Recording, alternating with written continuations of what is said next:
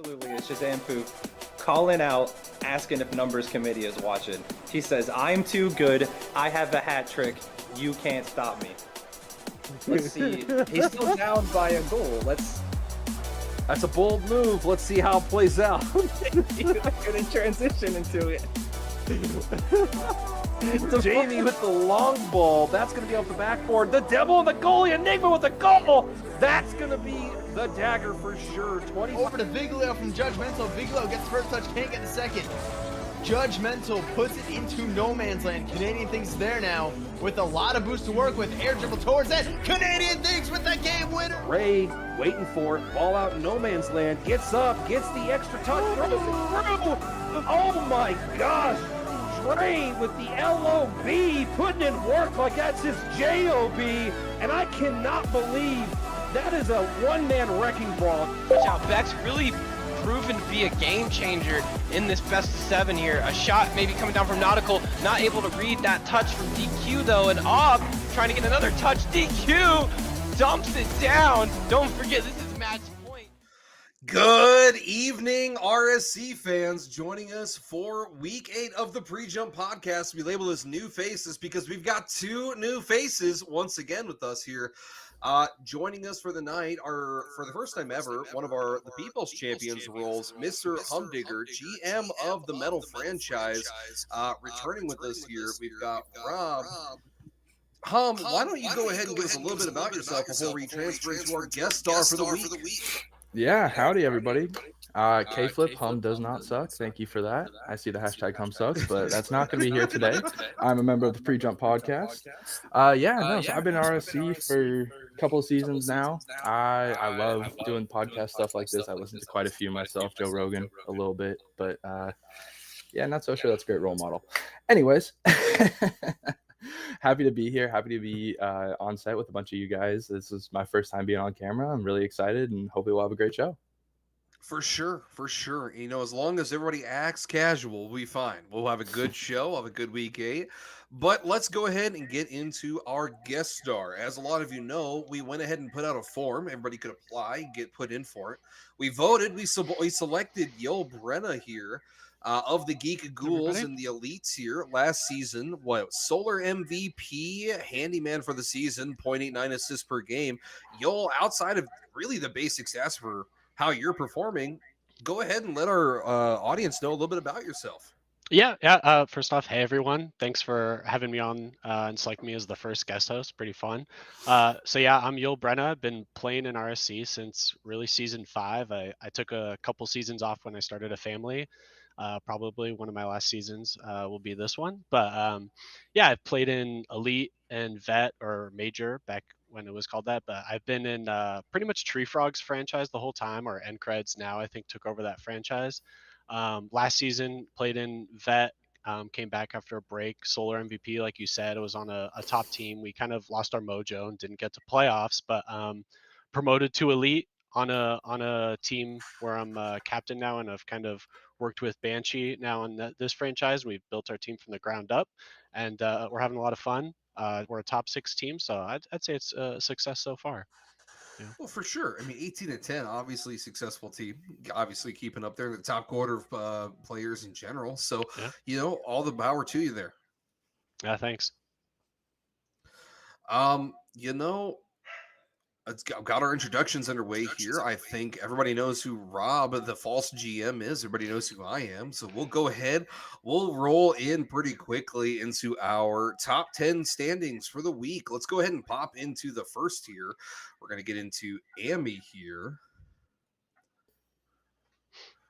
Once that pops up, good. I can still read. Life's good. So, Amy, only having 8 teams, pretty simple here. We're going to go ahead and pop into rank number 1 in the pole position, Cathilla at 19-9. In second place, we've got Brass, who are 18-10. In third place, we've got Surprise at 16-12.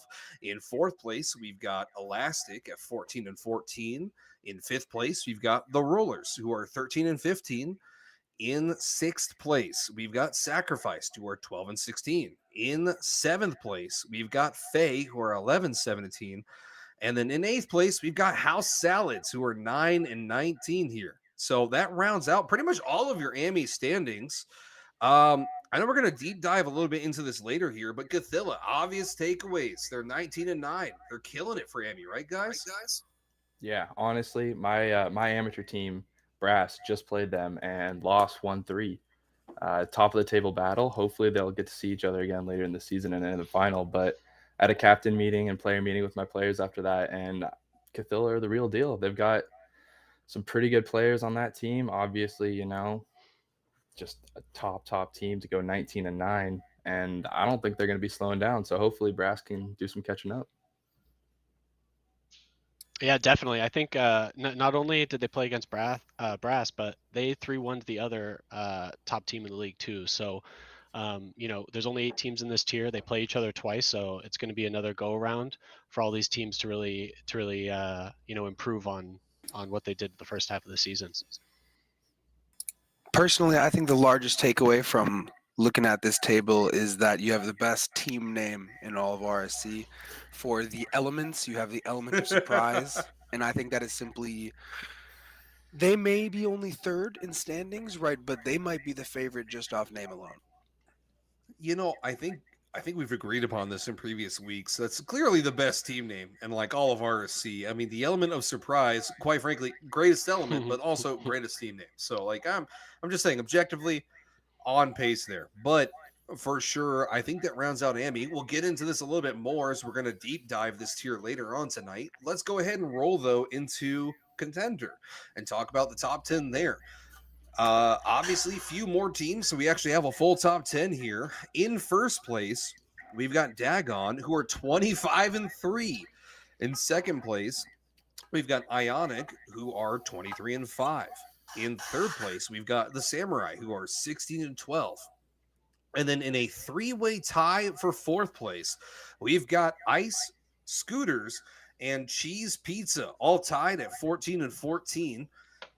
Tied for seventh place, we've got Devoured and Drakes at 13-15, and then tied for ninth place, rounding out the top 10 here, we've got Aluminum and Hippie Haunters, both at 10-18. And guys, as I'm looking at this here, it's a steep drop off. Dagon and Ionic are 25-3, 23-5, respectively, but they're 7 games above third place. They're 7 games above Samurai. That's insane. Yeah, looking at them, they are kind of just in a different class of their own. And we'll get into this later on in the podcast. But some of the more advanced numbers that we keep for our league say some very, very good things about both of those teams. So I'm excited to see who ends up ending the season hotter, right? 25-3 and 23-5 are both absurd. But, like, who's going to win that battle? And then they're both in Lunar, so just they don't even get to meet in the finals, right? So it'll be interesting to see what happens in Contender this season. Yeah, and Rob, just highlighting that Lunar playoff hunt right now, you got Dagon at 25-3, Ionic at 23-5, and then Samurai at 16-12. The best record in the Solar Conference right now wouldn't even make playoffs in Lunar. They're only 14-14. That's just some crazy Lunar dominance right there. It'll be interesting to see how playoffs turn out. Yeah, no, I definitely think that's kind of the fun part. And I think for Solar's side, that's what makes that playoff race pretty interesting. I mean, Ice and Devoured, they're going to be, they're the 2 top teams, but, again, only one is 500, one's below. But they both face each other this week, and that'll be pretty exciting to see who can take command of that conference. For sure. And I think that's a great conversation about Contender. But before we jump into Prospect here, yo, are you wearing a Squirtle shirt? I just want to know. Yeah, it's a pocket monster. It's Squirtle. Yeah. Okay.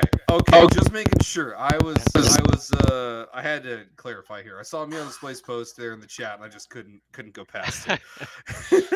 I'm actually getting a Squirtle Squad tattoo with a friend at some point in the next couple months. So if you want to toss me a link to that shirt, I will not mind. Thanks for letting me know in advance.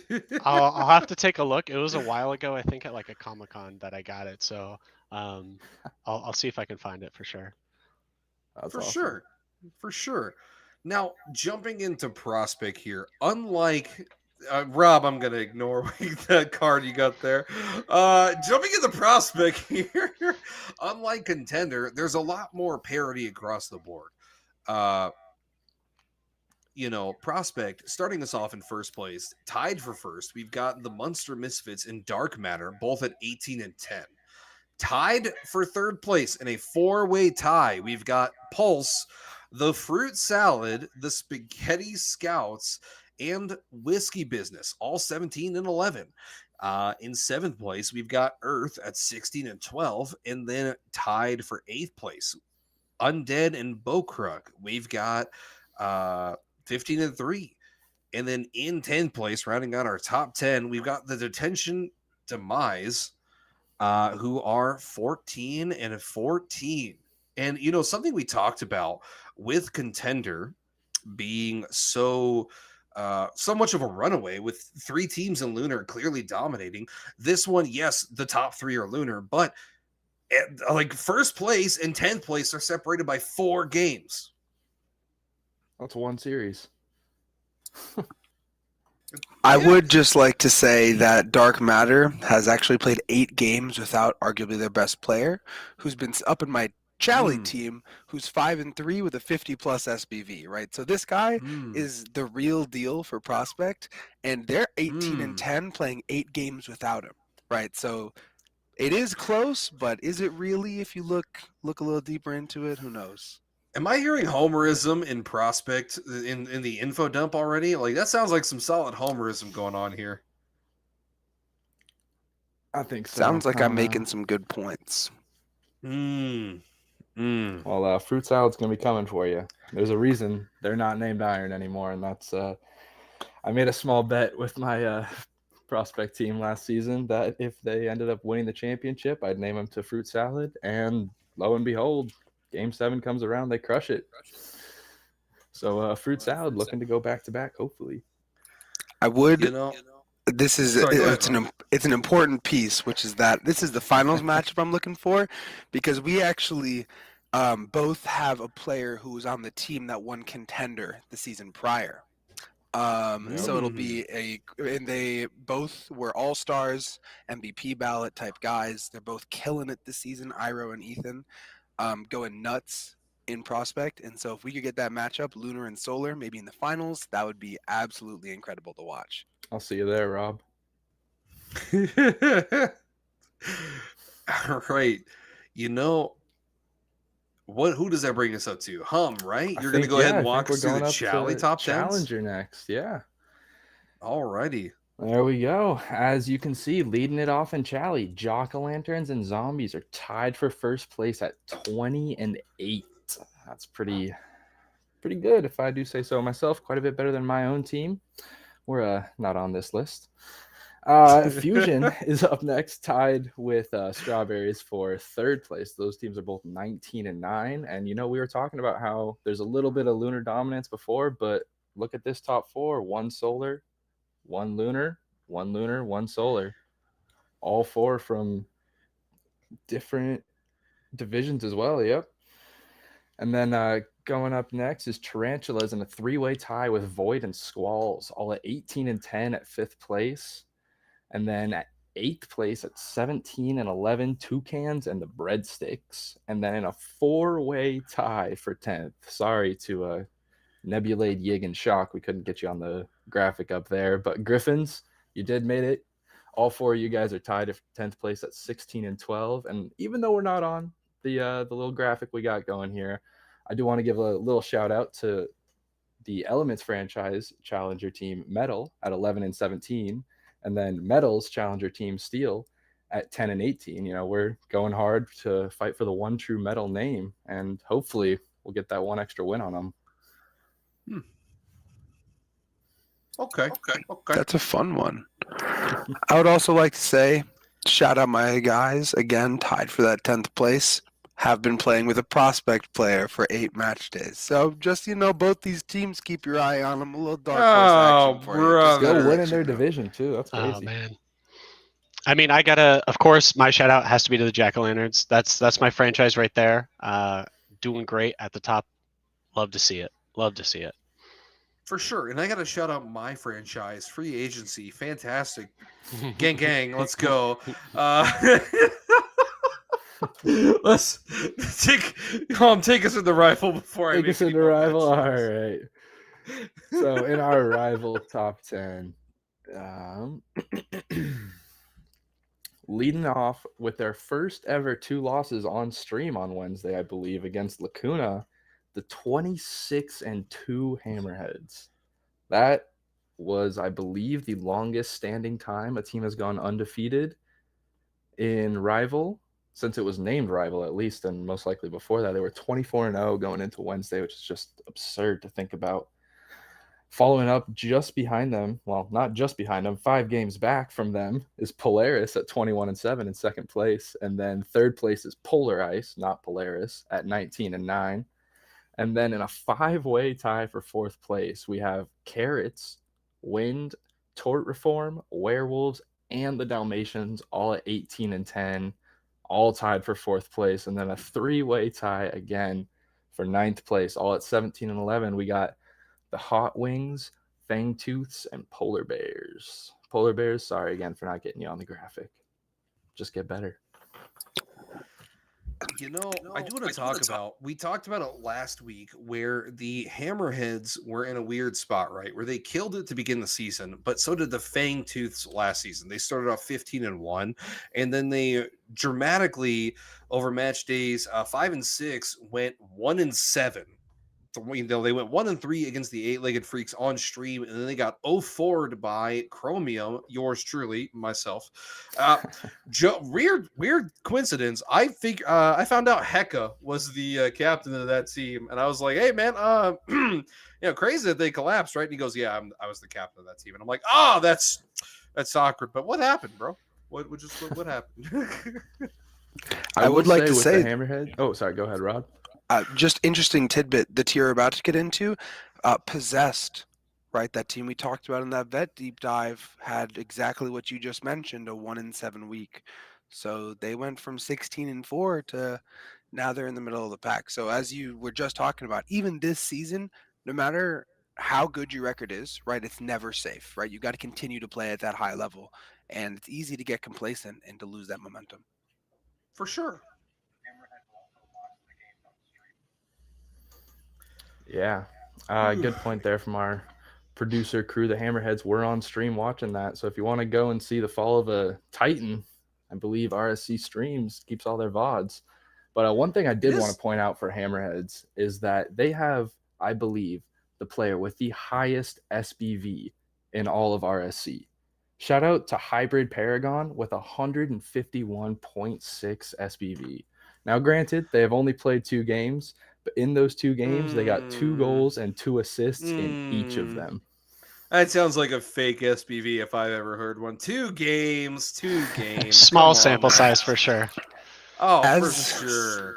As the player who had the highest SBV in any season in RSC history, I gotta say, I gotta see more games out of him. Crazy. Well, crazy. he's coming for that IDR too. It was 56. I don't know. Look, I just want to shout out Lacuna. They were 7-9 in the previous match days before going on stream and going 2-2 against the Hammerheads. Like that, the audacity to say, yeah, we'll play you guys on live stream, and then not to give up an 0-4 or a 1-3 is impressive. It takes a serious set of confidence from their players and trust in one another, and I'm impressed. I watched the games. I loved it.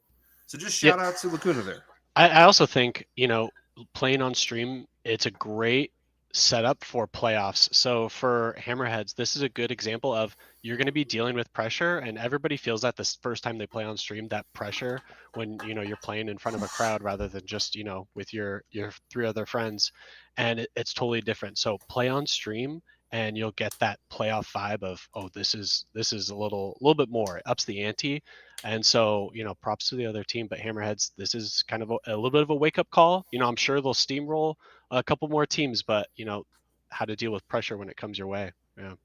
And before we finish up, I kind of we talked earlier about, that sputtering. The 2 teams I wanted to talk about were Werewolves, who are 15-5 in their last match day. So they're kind of climbing up there. And then on the other side, Dalmatians are 10-10. In their last, so they're kind of sputtering. So like you said, in one week, all of a sudden you can go from a top team to falling down the ladder and becoming middle of the pack. And while we're Sure talking do. about those top teams, also shout out Tulane for taking a drink every time I mention the Cosmos. Take one more because my team is second in rival as well at 21-7. All right. This guy. All right, Rob. Why don't you get us moved into vet so we can keep this moving along, man? Alrighty, moving Oh God, they're into veteran. seventh. God, gosh Yep, darn you're gonna have to see me again. it. Moving into veteran, we have the Lightning in sole possession of first place at 22-6. Then the Cthulhu and the Dobermans tied for second at 20-8, and another two-way tie with the Sea Devils and the Peppers at just one game back in 19-9. Right behind them, you got the Gouda Gangsters, sole possession of sixth at 18-10, and the three teams tied behind them are Possessed, who we were talking about, 16-4 last week. The Calzones and my team, the Supernova, the ones that 4-0'd Possessed, actually, are all now 17-11. And in that four-way tie for that 10 spot, you have your Linguini Lancers, Titanium, Jaculus, and your Gladiators at 16-12. So a lot of parity at the top here. Oh man, I actually did go peep ahead to see where the Cosmos were, see if I was going to get homered on again, and I, saw they were tied for seventh. It's, yeah. Greatness speaks, man, and lucky Great. for Okay. me, I get to Okay. speak about my own teams in all 5 tiers that I got them, and numbers don't lie. Well, I That will said, there's a say that 22-16, so we should talk I'm about not that. exactly sure if all of these results are going to stand. Just looking back in the standings, Oh. Titanium and Linguini Lancers had a very, very hotly contested first game. It was a very long debacle that spread out over multiple days, but instead of Titanium and Linguini Lancers being tied at 16-12, Linguini Lancers should be at 15-13, and Titanium should be at 17-11. The admins just actually got a ruling on it and corrected the score reporting, but it hasn't been updated on standings. And I will definitely be DMing Monty about that. Noted. For sure. That's a And good I point. remember seeing that in Serious Suggestions. And I was kind of like, this seems like pretty clear cut and dry, right? Like one team, the player who is vouching for his team that from the Linguini Lancers, who realistically should have just taken the FF and moved on with this day, was really totally just exposed himself, talking about how he told his team point blank, hey, be quiet. We'll get through the game. We'll take this free win and we'll move on. He acknowledged that he did that in Serious Suggestions. And I'm not going to lie, that kind of ruins the spirit of the league a little bit. It kind of talks about the fair competitiveness that we have and the fact that we're supposed to be even across the board. But then we go ahead and we say, we're going to abuse the rules is kind of sad. I'm just putting out, free agent here, just putting out my mentality on it. Well, I'm glad you said something, Boz, because I really do agree with a lot of what you said. I know I've been in situations where I've lost a game where the other player had that happen, and I've taken that loss. I didn't call it at the time. I let the game play out, and that's how things should be. But knowing that you have won a forfeit and just not calling it, I feel like there's some honor to that versus knowing that you should have forfeited the game and acknowledging that, but fighting it. That's something I don't really agree with. Also, just like don't be weird, man. We're all here to play a game. It's a free league. Your record is kept because it's how you do. Like you don't get anything for winning. Like that one extra game. Like that's not going to be the difference. More likely than not, if you make in playoffs.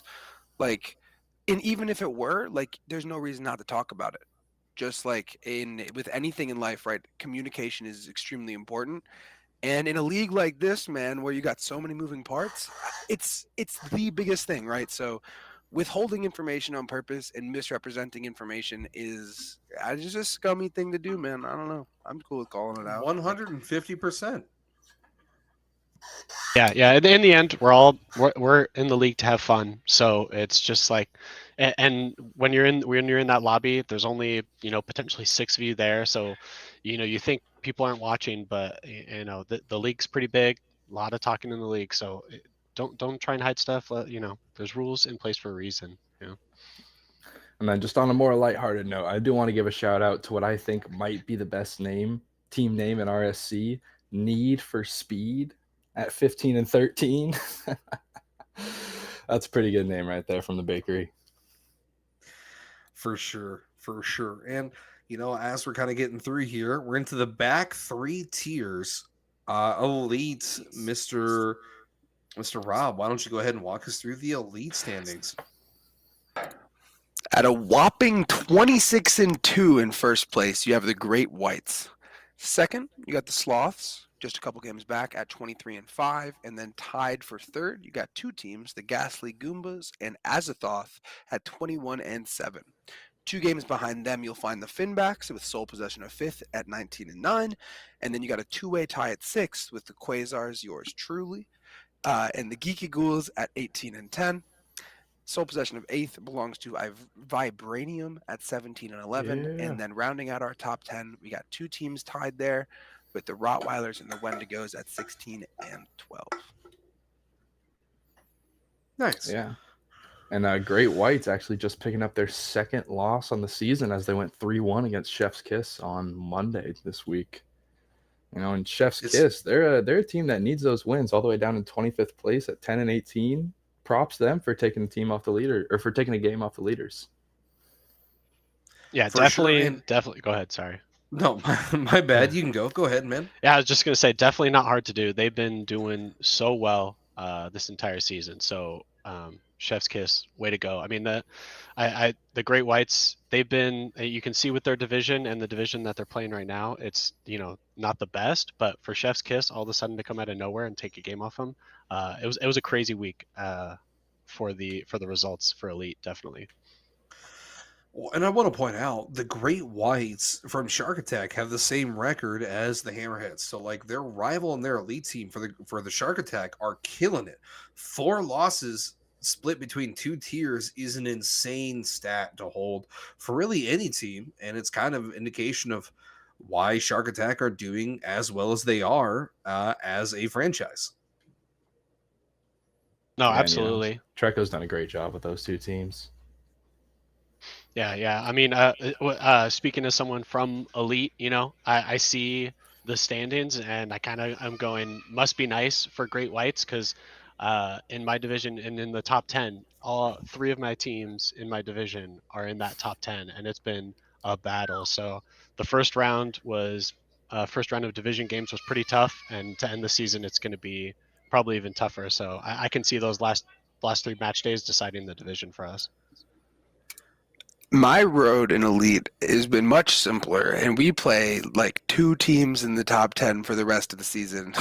I will say Monday we have to play the Sloths, who are 23 and 5. We're going to have a sub for that game. He will be our rival double promo, Cloudy, getting his 3rd series.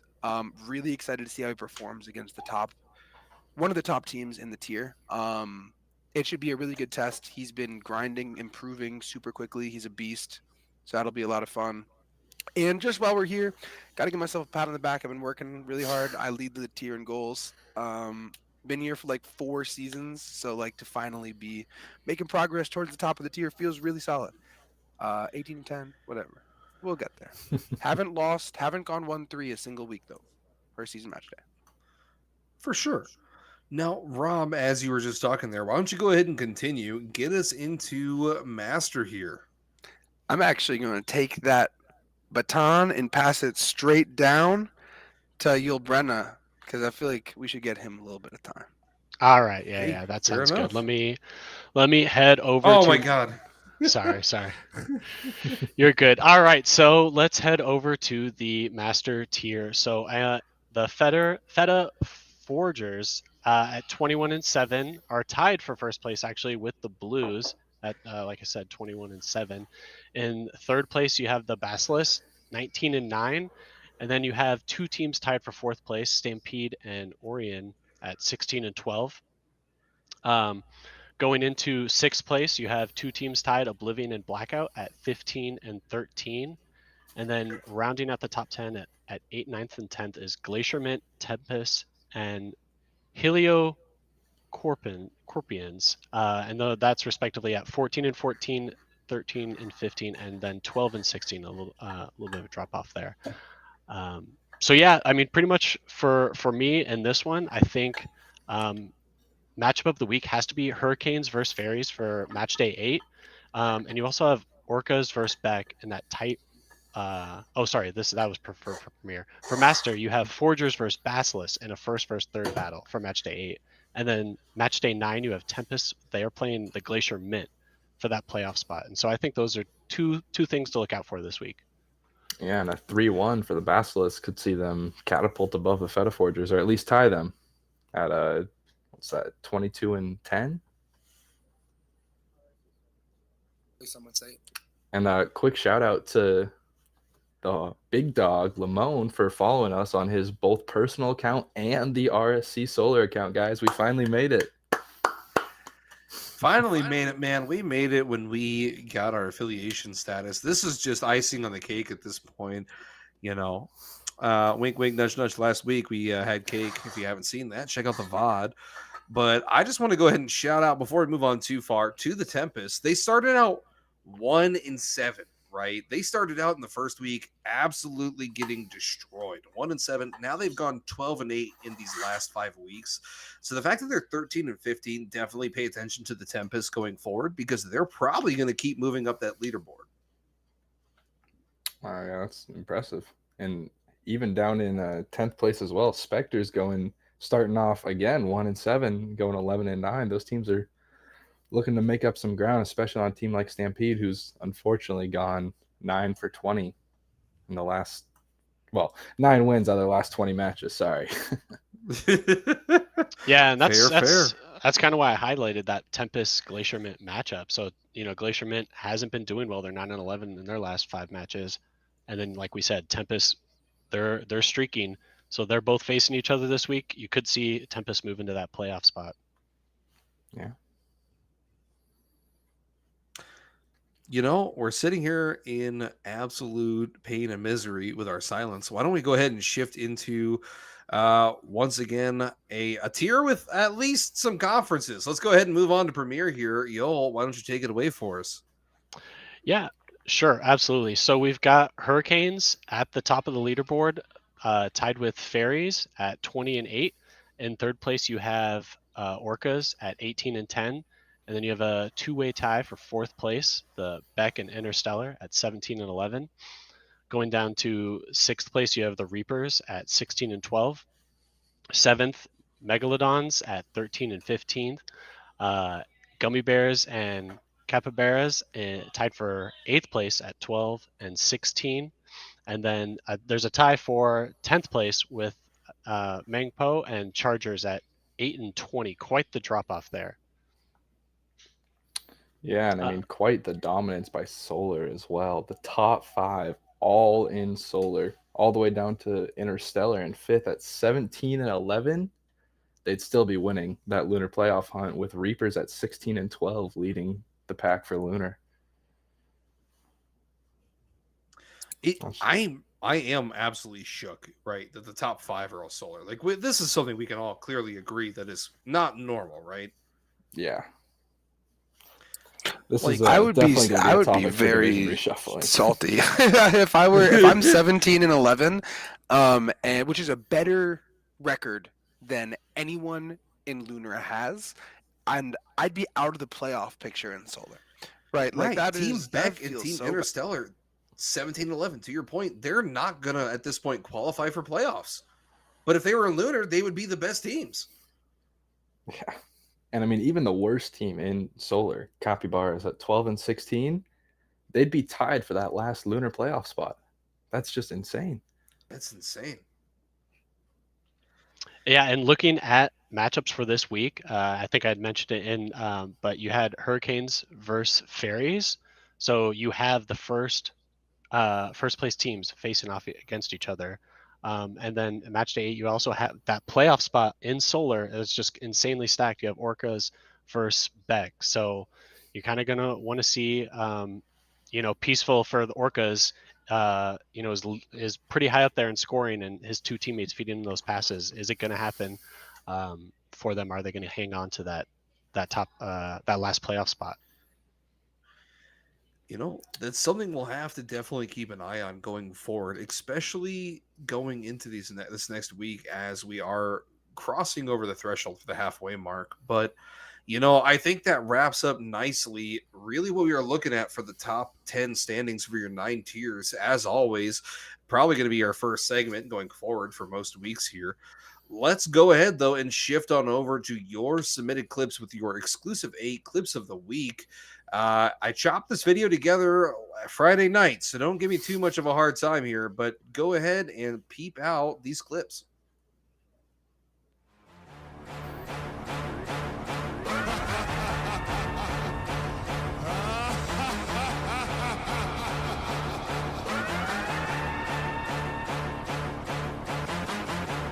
Diesel in this motherfucker.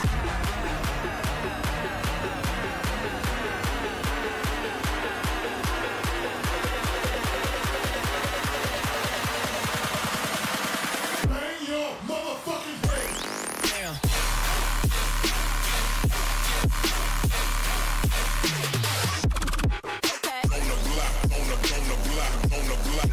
Throwing toes in the block shit.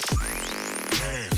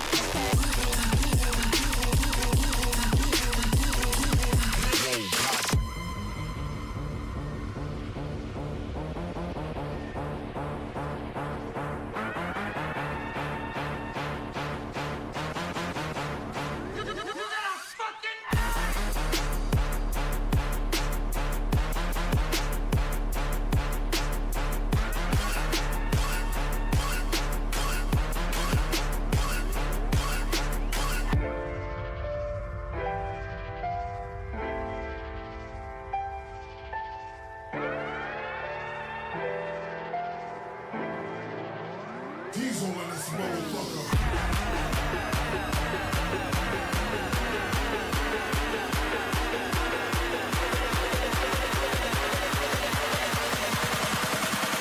Bang your motherfucking head.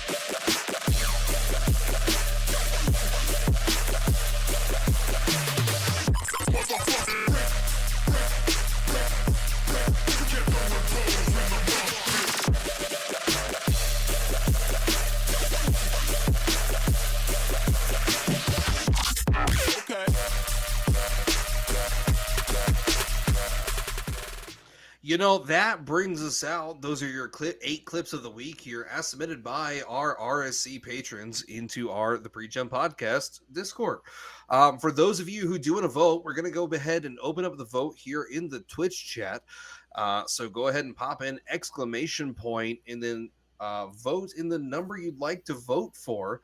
That way we can get this going. You have about 30 minutes. I believe last week ran it for 20, but go ahead and vote. We'll find out who wins and gets the all-exclusive title of Clip of the Week champ in the Pre-Jump Discord. But as we're coming out of that here, that brings us into our next big segment. We're going to go ahead and talk about the deep dive for Contender. You know, we've kind of been dodging the lower tiers here a little bit. We've really been focusing a lot on the mid tiers and the really kind of prospect through elite these last few weeks. So we're going to get some love here to Contender. We'll get this graphic pulled up here. In the pole position at 20-8, like we talked about before, we've got the Lanterns and the Zombies, both at 20-8 here. With 37 goals, we've got Nikon. I'm not even Nikon. That's where we're going to move on with. With 21 assists, we've got Tech 4. And with 46 saves, we've got Buckring. And, you know, I'm just going to put it out there, Rob. As I'm looking over these best teams, it's kind of hard to decide, right? And I kind of figured, you being an opinionated man, you probably have a few opinions yourself here. Absolutely. I think my biggest opinion that I got for this tier is that my guy, Tech 4, is going to have to be my MVP choice.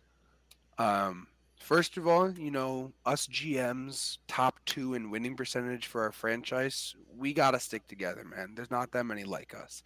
Second of all, you're a whopping 22-3, right? 22-3 is not a record to really be messed with, especially in a tier with this few teams, right? There's not that many people who can really take that down.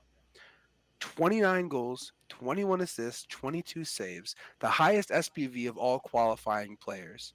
And previously on our shows, we've discussed that some parts of MVP are off the field things, right? And it's hard to argue that there's anyone in the league who would be a better captain because there's not that many people who you can trust to put your team in a more winning position than him. Shout out the Go Metal writing on the Yeah. hum screen now. Thanks for the producer for switching that around a bit for me. I tried to write it mirrored, but didn't get it quite right. But yeah, Tech Did, 4 is did my I put the MVP pick. wrong? Did I put the? I did. I put the wrong. I put the lanterns and the zombies as the 20 and 8. Absolutely scuffed production on my end here. It was I didn't realize I was looking at Chally apparently when I put in the team standings. You're So good. I was kind of caught off guard looking back at this who I thought was the best team. But looking at contender, it's hard not to shout out Dagon, right? They're 25-3, like you were talking about here. Tech 4, as I've talked about, I always bring up the fact that he mentioned he drafts players who can hit the ball, and that's his words exclusively. So totally understandable that we're seeing a lot of production out of his lower tier teams, but I'm kind of impressed that across the board, a lot of his lower tier teams are doing well. I'm not gonna lie here. Yeah, I'm not. I had him at MVP too. I mean, the 1-2 punch of Shattuck and Tech 4, and their third man is really backing him up well. I think he's playing that third man role really well, and you saw it in that series. I believe they just played Ionic, who is the other, like, one of the other top teams. So, oh no, sorry, I think it was earlier in the season, and they shut down one of their top players. That guy had 0 goals, Dusty, and you kind of got to look for Dusty to step it up in the next time they meet up, which I think is at the end of the month. So that's going to be a spicy matchup for contender in these next couple weeks, and we'll see if it keeps going. But it's a great team, and Tech 4 is doing really well. So I guess I'll put it out there. Are we kind of all in agreement here that we think Dagon is the best team in contender? Like, does anybody have any other opinions, or are we all pretty much on the same page here? Well, I mean, I do have a team in contender, and I did see one of my players up there on the top stats of the week or top stats of the season so far. I just want to give a shout out to my guy Buckring, leading aluminum so far, doing pretty good.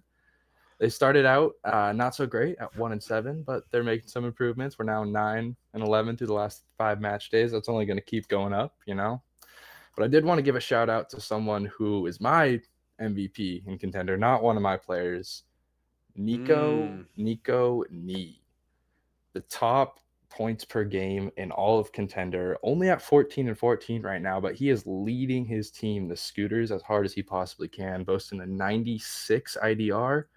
And I mean, just looking down the list, none of his other teammates are above 50. That is some stellar MVP caliber performance right there from him.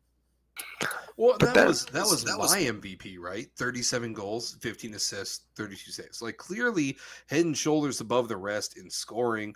Also shooting at a clip of 42.5%. So that was, I mean, I agree with you. That was my MVP here for the week, for sure. I think the Scooters just in general are kind of my dark horse team, getting away from the best player. But, I don't want to skip ahead. But yeah, I think they just need to clean it up defensively. You can see their stats. They are very offensive, and but they don't face a lot of shots. But when they do, the Scooters aren't saving it. So I think it's telling me either some over aggression or maybe some bad defensive rotations. So they also end their season with Dagon and Samurai, they're fighting for that playoff spot. So it's kind of like that'll be a great ending to the season for the Scooters if they can keep on doing what they're doing and get a little bit better. But that's a hell of an end to the season for them. Before we get onto the dark horse team here, Rob, did you? I can't remember. Did you get to talk about your MVP candidate? Yeah, for Tech 4. contender yet? Okay, Tech okay, 4. cool. Just Yeah, making Rob and I sure. agreed. Oh, you guys agreed it's Tech 4. Okay. Well, my dark horse team for contender is going to be the Scooters team, but at the same time, I saw the same thing you did, right? I saw that the back end of their season is going to be a buzzsaw. And if they're going to make the playoffs, they're going to have to really, really grind it out. And if they don't, that back week's going to knock them out of the playoffs. I mean, it's win or die here. And piggybacking off that, that's actually why he wasn't my MVP pick. Is a 14-14 record is fine, right? But if we're talking about, and I'm not saying he doesn't have the potential, right? This guy is leading the tier in points. He's leading the tier in goals. Their team is top 5 in every offensive stat, right? But if you look at defense, they are bottom 5 in almost every single one. And so I'm going to need to see them start locking it up. I'm going to need to see them start winning a few more games. And if those two things happen, not only do the Scooters become like a serious contender for the title, but then you're probably going to see Nico's case for MVP go through the roof. For sure. Yeah, I think it's kind of that saying of goals win games, but defense wins championships. So he's putting up the goals, but don't forget about that other side. Keep your rotation in mind, whether you're over aggression with demos or what have you. But they're giving up a lot defensively, not great. But you lock up that defensive side, and you see that with teams like the Great Whites, for instance, in another tier, where it's just like they're so solid defensively. Yes, they're good offensively, but that defense makes them the top team. So for Scooters, that's something you want to emulate, is that lockdown defense. It now all of a sudden your offense can flourish. For sure. And speaking of defense, I mean, you definitely don't. It's a nice stat to have. Don't get me wrong. When you have the most saves in a tier, it's something though you kind of want to avoid getting, because it shows I've made this comment like 50 million times on this podcast. If you're taking the most saves, you're probably getting shot on the most, which means you're not really dominating the midfield in the way that you'd like to do, and you're letting the opponents really push the pace in a way you'd probably not like to be. You'd probably like to be taking more shots than getting saves.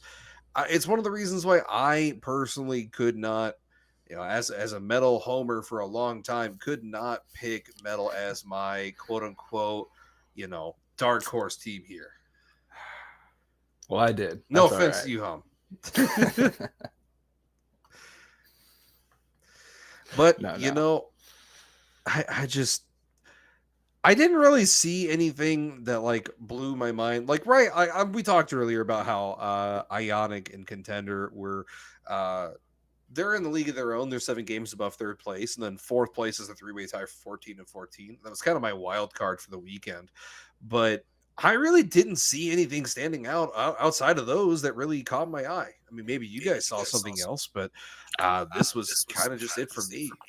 Well, I think the interesting point is, while you can actually turn the fact that there is nothing else into a talking point, because it is so, right now, the way that teams are performing on the field, Dagon and Ionic, as we're talking about, are just the 2 teams to watch, right? And that can change. I'm not saying it's going to stay that way, but and with Dagon 3-1ing, as you said earlier in the season, like it's kind of Dagon's race, right? Like if they go ahead, like they control their destiny for what it's worth, right?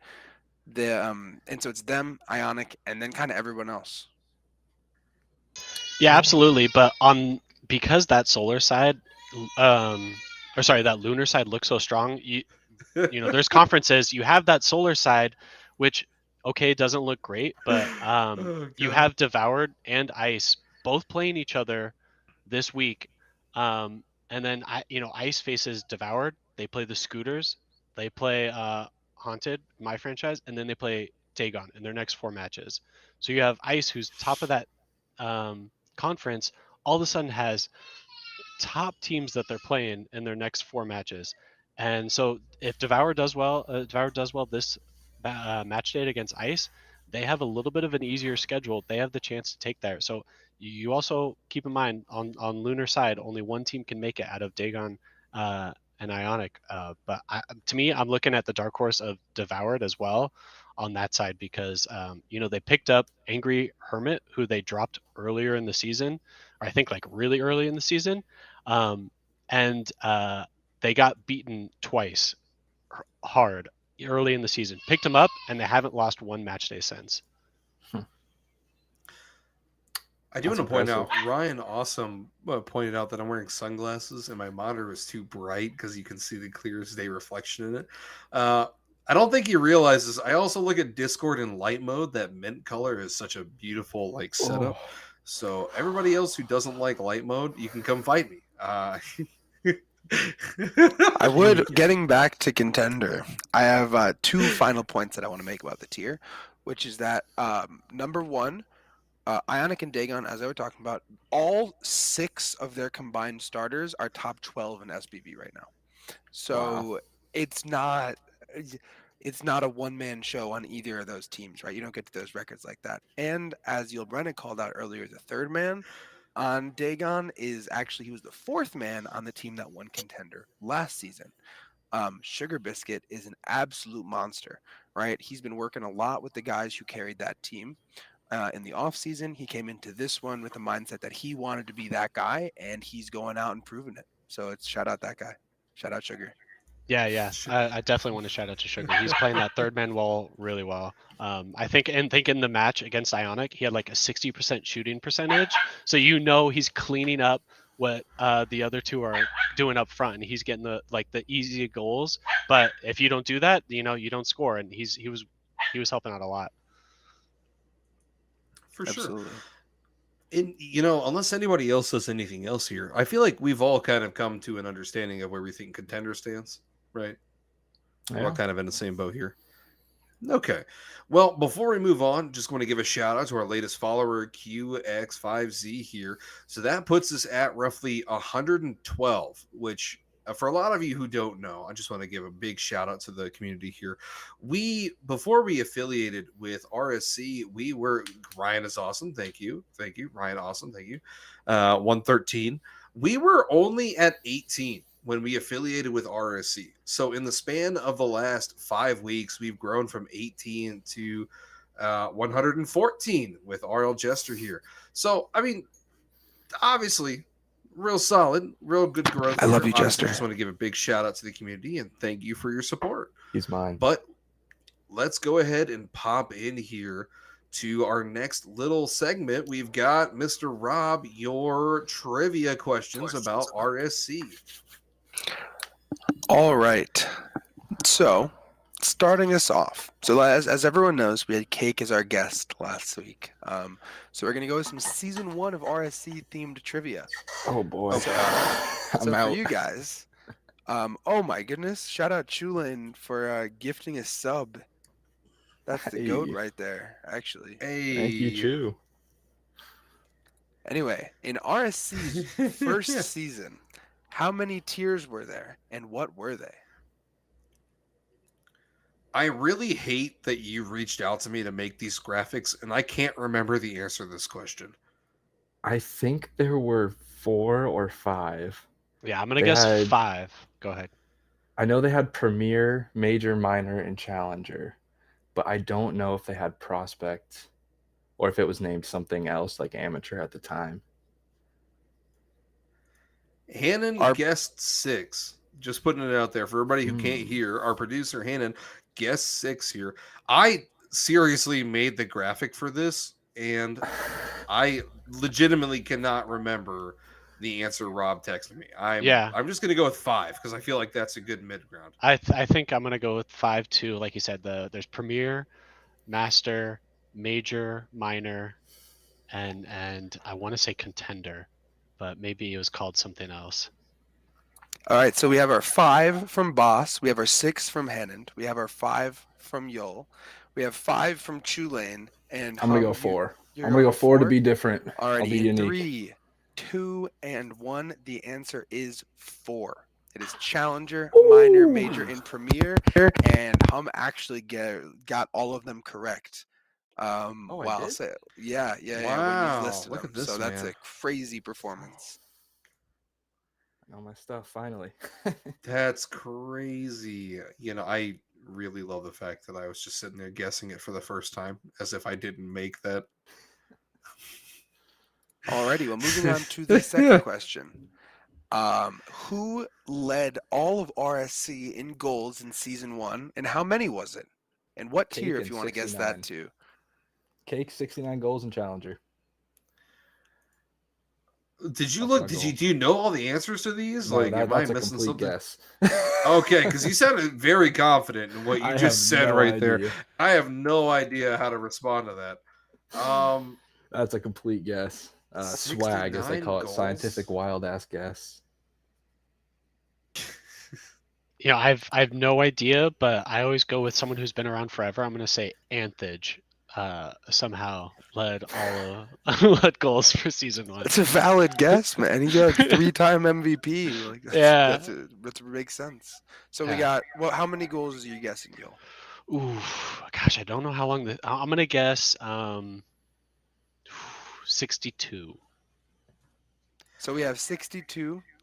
Oh, in a I can't 64 game guess. season? Ooh. I can't Yeah. guess on this one. Somebody in chat just jogged my memory, and I physically can't guess on this one. No one in chat is correct. Also, Hannond is guessing Crazy Vulpix with 64. So, boss, you are the last one to guess. If you're right, then you're right. Really No, quickly, no, just somebody- from chat, we have Tulane guessing Memlo or Primed, Hecka guessing Speedy, and Jester guessing I J-Melly. can't guess, Rob, because I physically had my. All Yeah. 3 of those are old-time people as well. Alrighty. Well, I lied. Someone in chat is correct. It is Hecka. Nope, Hecka's right. It's Speedy. Get wrecked. Wow. And he was from the wheelchairs. He had 85 goals in Premier, and he had 3,000 more points than everyone else. So the dude was just like better than 3,000? yeah, dude was just better than everyone else in RSC season 1 by like a mile. Bro, what? So Wow. All right, that's That's okay. impressive. And moving on to the third and probably greatest question that I've come up with for the day. We normally have another man on the podcast by the name of T-Sant. He's in Oh, Rival. God. What do we think his peak is in twos, and has he hit GC? This is like such a flame moment because like I don't Rob. I'm just saying if this could be such a flaming moment. I'm going to say yes, because, T-Sant, really believe in him as a player. He's better than me. So we got yes from Hum. What do you think his twos peak is? What's GC? 1435. 1436. Okay, noted. Noted. Boss, what are you going with here? I know the answer to this one. Noted. Sounds good. Yul, what do you? Yeah. All right. I'll say he hit GC because I don't know. There's I think people that rival players can hit GC. I think no problem. I'm gonna say 1450. Noted. And production guesses. Yeah, you got it, Rob. We got both Slider, my teammate, guessing that 1422 peak and never hitting GC. And then Hannond is guessing that he did not reach GC. And if he did, he was carried. Fair enough. Valid guesses. The answer is he has hit GC. And Hum was the closest with peak. He was 1 MMR off. It is 1437. Oh, so close. Look, I just want to point out there, Rob, when you sent me the question to make the graphic for it, I'm sitting there going, please, for the love of God, let me know he hit GC. Because if he didn't, that'd be such a, hey, just a friendly reminder, T-Sant, you weren't good enough to hit GC last season. Just putting it out in front of 40 audience members. He made it by a whopping 2 MMR. So that, shout out him. So did he get his rewards too? Did he get the 10 wins? No. I'm going to look it up right now. No, he did not. There's no chance. Yeah, that would be difficult if that's your peak. You would have to bounce back and forth. T-Sant is single-handedly the reason that Psionics and Epic have shifted 2's ranking back like three whole ranks. I'm also not Single-handedly the gonna look reason why I lost 283 on my MMR and twos. God. That wraps up Rob's RSC trivia for the day. You know, and Rob, I do want to give you a good shout out here. I'm really thankful that you put in some real solid work into these questions and making it lively. Just wanted to, let you know I very much appreciate what you do here. Well, thanks, boss. It's a fun thing, and I'm glad to have my own segment. Of course. But Super fun. we'll go ahead and shift in here to our last segment of the night, our smallest but not our least, Mr. Tier Amy. Obviously 8 teams, not 10. Couldn't even give a shout out to the top 10. Had to give a shout out to all 8 Amy teams when we went over the standings here. Let's get this graphic pulled up here. I believe I made this one right. I'm pretty sure I had Amy team done proper. Cathilla in the lead at 19-9. Obviously, we talked about that being pretty insane. Not a lot of parity here from Amy. There's a 2-way tie for the leaders in goals in Amy. It's kind of crazy. Both have 35. We're gonna have God, we have Furion from Metal, but at the same time we've got Your Girl Is My Side Hoe from Cathilla. And then leading the league in assists, we've got Eagle 20, and then leading the league in saves, we've got Eagle 20. So for sure, not a whole heckin' lot of parity here, but outside of the great name, anybody else got a different team outside of Cathilla that is their best team? Hum, I would love to hear what your best team is. Oh yeah, Brass all the way. They're gonna be winning that championship. I'm telling you here. You heard it here first. Brass. They are really just grinding it out together. Furion and Stray are obviously the two star players on that team, with Timo and Mookie coming in behind them a little bit. But Furion and Stray, obviously, we talked about Furion, 35 goals in just 20 games so far. 27 games so far, which is honestly pretty impressive. Your Girl's My Side Hoe has played 28 games. So if we go on a goal per game ratio, Furion taking home that golden wheel for me. And Sterazer as well, chipping in with 24 goals. But if you look at these guys and you look at their stats too, between them, they have 59 goals, but they also have 61 saves. So these are two-way guys. Like, they can do it all. Saves, goals, shots, assists. I mean, I'm really, really proud of Kiwi for that team that he put together, and I think that they're honestly going to go all the way. For sure. Rob, do you have a different team that you believe is the best team in the tier right now? I think I love the homerism, right? And I think you make a lot of good points as to why that team could be, right? Like, I don't think that that's necessarily wrong, but I think that if you're looking at the numbers right now, Thillo with the Mythos just like is really head and shoulders above everyone else. They're first in record.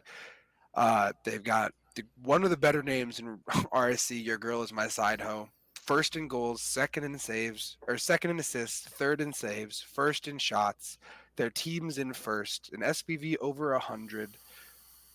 I mean, there's like a dark horse team you can think about, right? Like, I don't know, Sacrificed. I think they might be pretty good. They got an outstanding player in Blossom. 31 goals, 12 assists, 31 saves. Fourth in SPV with a 75. And as Yul Brenna mentioned earlier, defense wins championships, and they're top 3 in every defensive metric.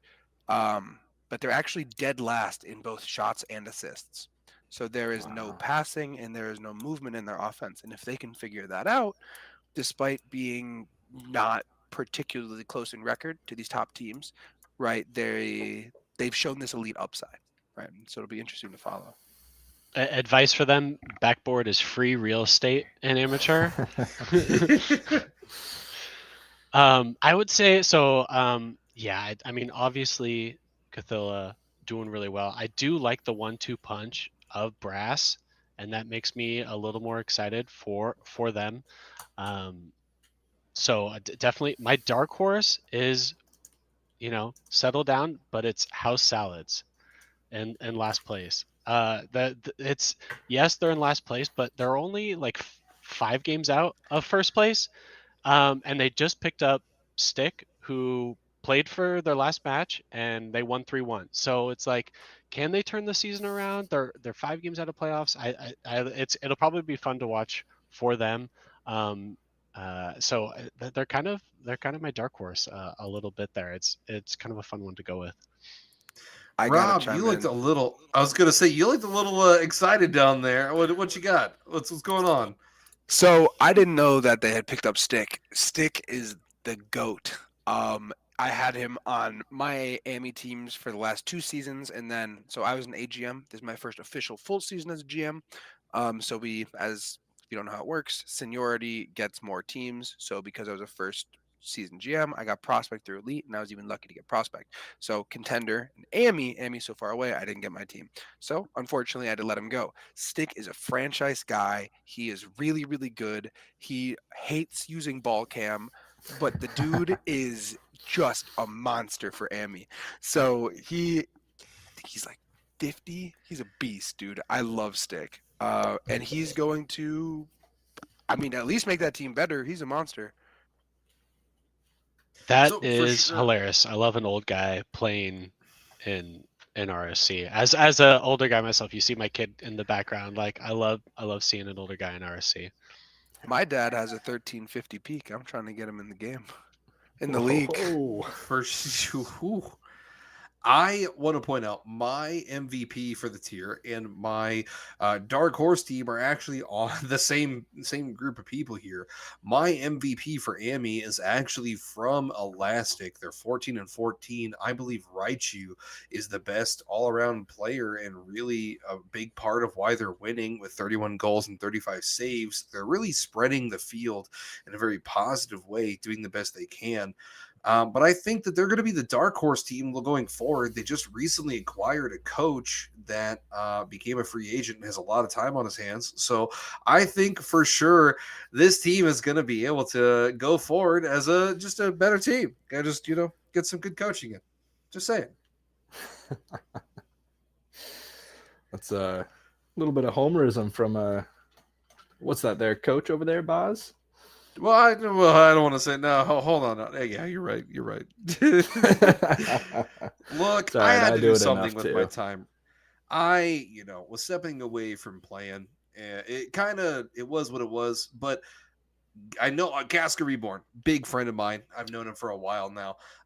He's on the AMI team, and I figured if I'm gonna do anything, I might as well coach. At least try to be a part of the league still. So for sure, I'm gonna be around that team. I feel like I'm okay. So maybe I could pass something on to these AMI players. Who knows? We'll see how it goes. Really quickly, I'm gonna go close my door by request of everybody. I don't care. I'll do it. Close your door. Someone said someone said the only thing that wasn't symmetrical in anyone's camera was that Hum's closet door was open. Not symmetrical, buddy. I've got one fireplace on one half of my stream. What do they mean by not symmetrical? There's only one. You don't have two fireplaces? It's not even in the middle. It's on to the left. Which we still haven't seen the fireplace lit, as everybody's mentioned. I eventually, one of these streams, I'll have it on. I think I had it lit when I did one of the casting nights, but my God, man, symmetrical. How dare they? How dare they make that their reason? Oh well, probably better anyways. No more ghosts looking back at me during the stream. If anybody of you saw anybody back there, please send me a DM. I might have someone living in my closet. Wow. But I just want to just now that we're getting back to the conversation here. I think the Elastic, honestly, from what I've watched them play on stream, I watched them play against Faye live. Faye's obviously rebounding pretty hard these last couple of weeks, but for sure, Elastic show a lot of tendencies that, with some minor adjustments, like maybe some really good pathing, they're going to be really solid. Their rotations aren't bad. It's just kind of their boost management can really turn things around and make them a great team. Yeah, I mean, and sorry about my dogs, but one spot outside of that playoff hunt is the Rollers, and they have a pretty solid all-around squad. No one's really the standout on that team just yet, but if they can find that consistent starting three among their four players, if they can get it going, who knows if they can take that spot, because they're only one game back. For sure. I think that's something I like about Amy is like the playoff contention. There's 3 teams within 3 games, right? There's 3 teams that could in a match night make one solid push and take a playoff spot. And I like to see that in a tier. I personally like to see a lot of teams having contention. Rob, being a fake GM that you are, as Hannon always says, obviously you're not a GM really. Is there a dark horse team that you're kind of paying attention to that you're really excited to see for? Yeah, first, before I get into that, I would like to say shout out Sierra Lover 6969 for cheering with 30 bits. Yeah, I think that's what those are. I also stream on Twitch. But yeah, I mentioned it in passing earlier, but Sacrificed from Destined got a, let's see, what is their exact record? They are only 12-16 right now, but they have, again, that player Blossom, who is 4th in SBV with a 75, 31 goals, 12 assists, 31 saves, putting up numbers. Again, that whole team was top 3 in all the defensive metrics. But they're dead last again in both shots and assists. So that's the one that had no ball movement. If they are able to turn that around, they have one of the highest upsides of any team in the tier.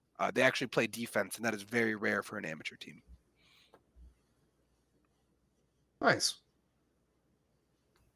Oh, thanks for the sub, Boz. Live on stream, you just watched me sub my own channel. Like, let's go. I am glad. I don't. Does anybody else have anything else to talk about for Amy before I kind of segue into some random nonsense? I do actually. Okay, let's talk about like your thing before I start talking about nonsense.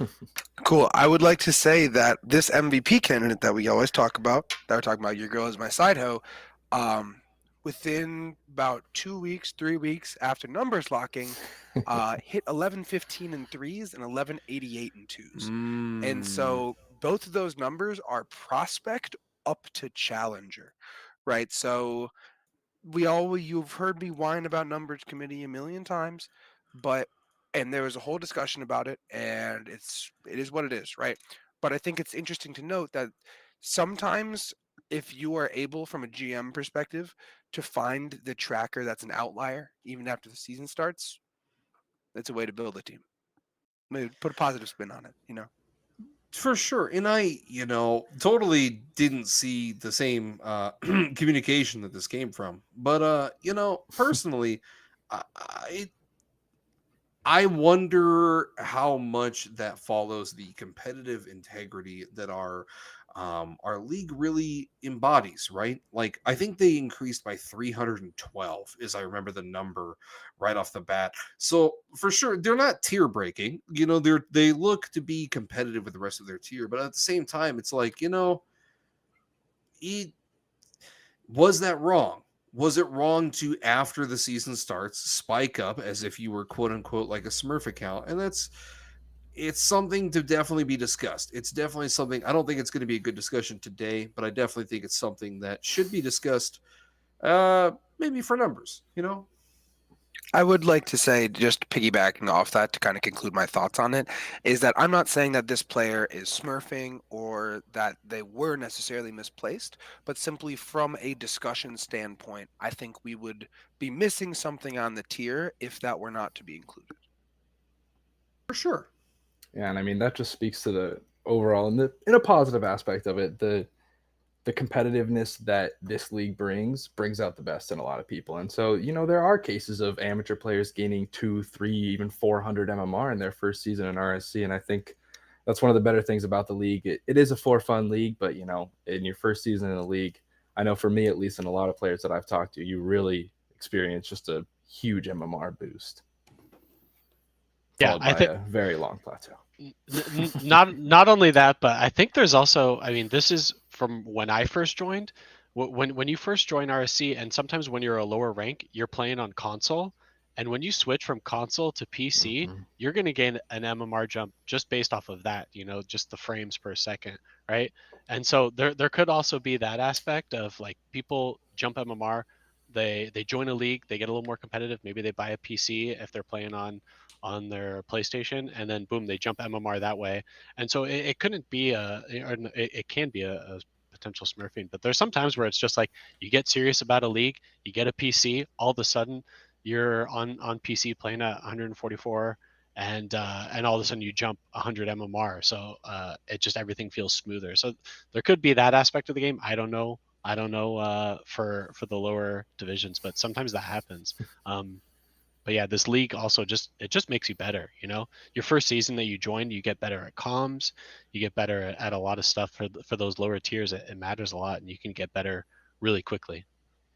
Hate to butt in here, but shout out DJ McKibben for subbing with Prime. Yeah. Thank you for the sub, man. Make sure Did you all you have use anything that else? free Prime substitution sorry. or subscription. Sorry. No, you're good, man. He immediately follows it up with hum sucks. Thank you, random stranger. So something I kind of wanted to segue into. I'm really glad that we're getting around to talking about Contender and Amy. It's something that they've been asking for. Is a little bit of love on our end. And I'm Shout really out glad we're getting- Pineapple for also subbing with Prime. That's the homie. Crazy. Thank Could you. have shouted that out in like 10 seconds after I finished my thought, man. What the heck? And No, Aggie I was gonna too. say- Oh my gosh. Sorry to cut you off again, boss, but we got Wow, another what a sub. Thank I'm you, never gonna Aggie. I'm never Hype Subtrain, train. subtrain. Yeah, Interrupt there boss. you go. Interrupt boss. Subtrain. Talk about the subtrain. I was just gonna say for sure, we really feel like we don't give enough love to the lower tiers as a whole, and I'm glad that we finally get a chance to actually talk about it on the podcast and just kind of shout out the players that we've been seeing perform well. Hopefully, give you guys some love. You're the lifeblood of the organization for sure. Good GMs draft in the AMI contender prospect area, develop them up through the tiers, and bring them into loyal franchise people. And for sure, it makes for a great franchise as a whole. So I just wanted to shout out and say thank you, guys, for joining the league and being a good part of it. And a shout out to Aggie for gifting a sub as well. Yeah. Thank you, Aggie. You see how I waited that time, boss? I got you. Yeah, I thank you, Rob. I thank you for your patience. My God, man. It's crazy. Week 8. Yeah. I'm sorry. I'm still kind of shook with how far we've gotten at this point. Yeah, pretty much halfway. Yeah, halfway through the season for Amy. So we're coming along.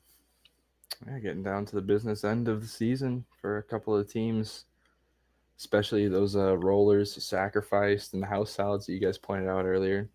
Coming into the need a sweep to get back in. Oh, that I'm going to playoff hunt. interrupt you because I interrupt for this, but that was 5 gifted subs, actually. Holy I'm fine with that. cuddly Thank from you Time so for Skeetin'. much. Get Yeetin' interrupted. skeetin'. Anytime you guys want me to interrupt somebody, just subscribe and I will interrupt anything that they say immediately to call you out.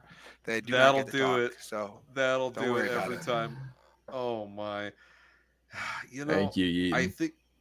I think though, Aggie sucks to suck. I made you captain and apparently bailed. So just deal with it, I guess. I'll catch you. If you want coaching, man. I'm still around, bro. I promise. I'm still there. If he's still in chat. See what had happened was that's wild. That's wild. Does anybody else have anything really for Amy before we kind of wrap things up, or anything else that they've seen really in the league that was kind of like a big thing they want to talk about? I don't think we've mentioned the app on the podcast yet. yeah. RSC has an app now. It's really, really cool. It's just called RSC or Rocket Soccer Confederation, maybe in the App Store.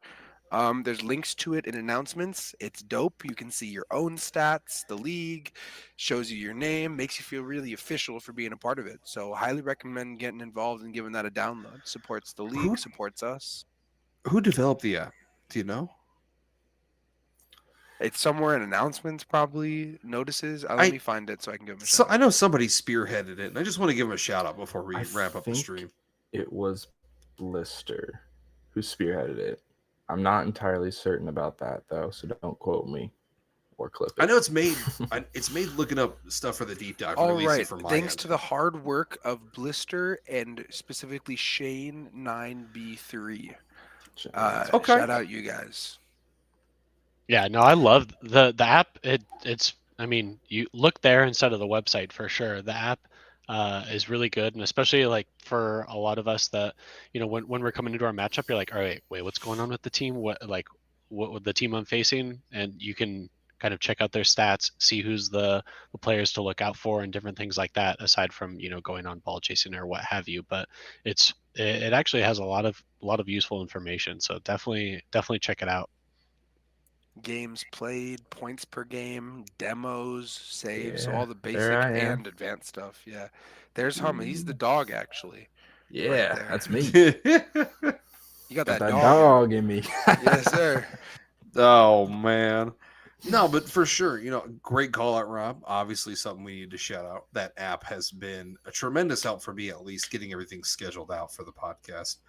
Yeah, super helpful for research. Oh, for sure.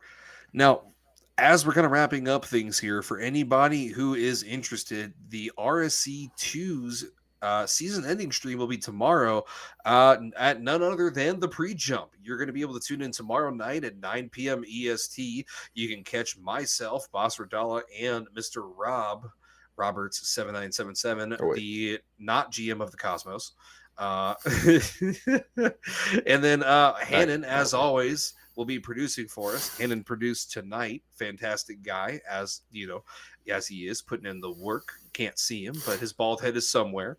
You know, so just want to give a shout out to everybody involved here. Give a good shout out here to Hum for the first time ever being on the podcast. Same thing with Mr. Yul Brenna in the bottom left corner down there. But for those of you tuning in, this has been week 8 of the podcast. A lot of weird stuff going on with the boxes. Got it. For those of you turning in, once again, my name has been Boss Radala. Joining us back again has been our permanent member and effectively planted roots here, Mr. Rob. We've got Hum, the People's Champ, coming on for the first time ever. Yul Brenna for the first time ever as a guest star. And for everyone who tuned in, have a good night. Yeah, have a good one, everyone. Thank you, guys. Yeah, thanks for having me.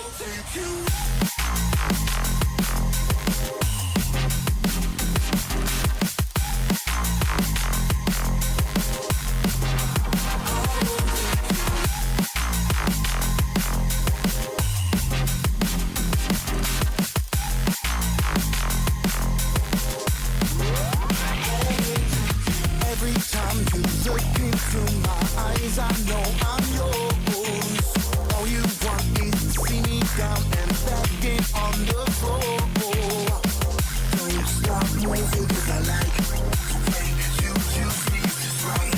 I never backing down, never knowing when to stop. I want to know back on you. 'Cause your love's the only one I know. Just one more chance is all I need. I'll lift you up and set you free. I will take you.